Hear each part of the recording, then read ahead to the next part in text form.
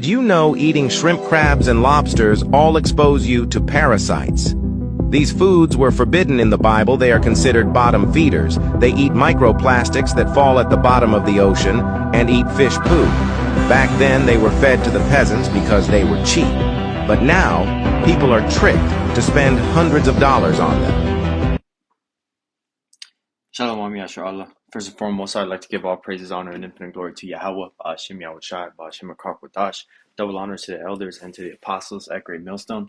Peace and salutations to all you hopeful Lekdakim that are out there laboring, that are pushing this word in truth and in sincerity. This is your brother Amar from the GMS Boise, Idaho camp, coming at you again with, back to the basics. At this time of year, a lot of people are getting together with their family for the so-called holidays. There's a lot of so-called delicacies that they're serving at these events. And one of the main things that Jake likes to eat, whether you're from the northern or the southern kingdom, is shrimp, crab, ceviche for the northern kingdom. They put that shit in micheladas, with the beers. They have little dips with the drinks and stuff like that. What's another one? That one cocktail drink that has like a shrimp in it. Anyways, bacon you can throw in there, but it's another topic about another type of animal that's just as bad. But for the Southern Kingdom, what do they like to throw? Crawfish, crab in a pot with potatoes and corn on the cob, and they put a big old pot and they dump it on a table with a sheet on it and they just eat it like that.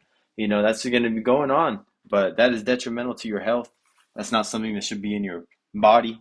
As you can see that these animals are bottom feeders. They're from the bottom of the ocean, so anything that falls, they eat. Like the video said, microplastics, parasites, it's a breeding ground. And the parasites that they have are encapsulated in certain either calcium or whatever pods that they don't get cooked out in the heat. So this is the law on it because it is wrong. It's something that you can do if you're new to this truth that is very simple to do. If your family is hella into eating it and you're around them around this time of year, don't partake in it. Don't have just one. It's not even worth it for one, for the consequence that Yahweh Shemi Shai could give you for it. That could be your last fucking shrimp. You could choke on it and die right there. Not to mention the detrimental health effects that it gives your body: high blood pressure, obesity, diabetes, gout, arthritis, no energy, not thinking right, head fog. These are all very prevalent and go on in the Jake community, like among the so-called Negroes, Latinos, and Native Americans as a whole. We suffer these curses, but it's because of simple things like just changing your diet. This is Leviticus 11:9. These shall ye eat of all that are in the waters. Whatsoever hath fins and scales in the waters, in the seas, and in the rivers, them shall ye eat. So one of the criteria is they have to have fins and they have to have scales. And all that have not fins and not scales in the seas and in the rivers, of all that move in the waters, and of any living thing which is in the waters, they shall be an abomination unto you. They shall be even an abomination unto you. Ye shall not eat of their flesh, but ye shall have their carcasses in abomination. So you're not supposed to even touch the dead bodies. Whatsoever hath no fins nor scales in the waters, that shall be an abomination unto you. So going into it again, hey man, abomination is something very detestable. There's a picture that I'm thinking of, Lord willing, I can find it really quickly.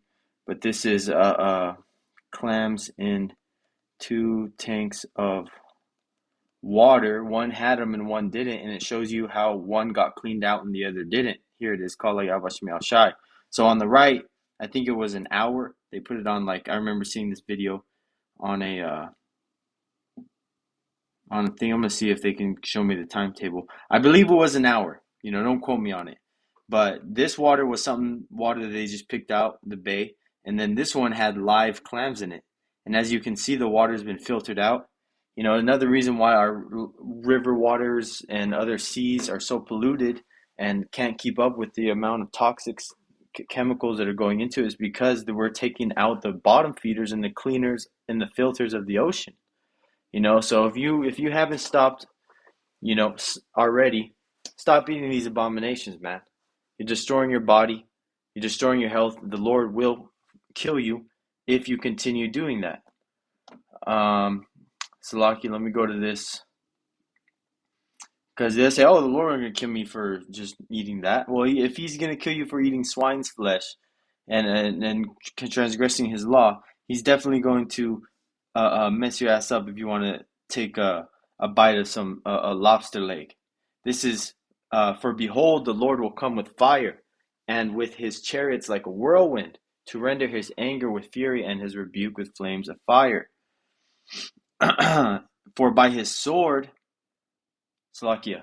Verse 16, for by fire and by his sword will the Lord Yahweh plead with all flesh, and the slain of the Lord shall be many. What's one of the reasons the Lord is going to be doing the slaying?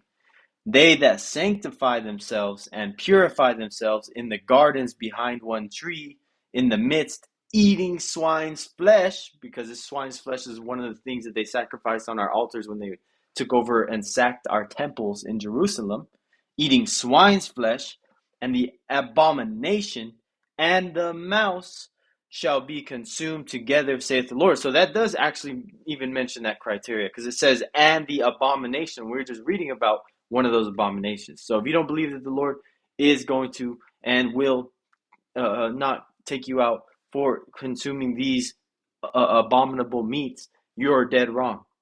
So, hey man, if you haven't already, stop. Lord willing, this is edifying to the elect. Till next time, shalom.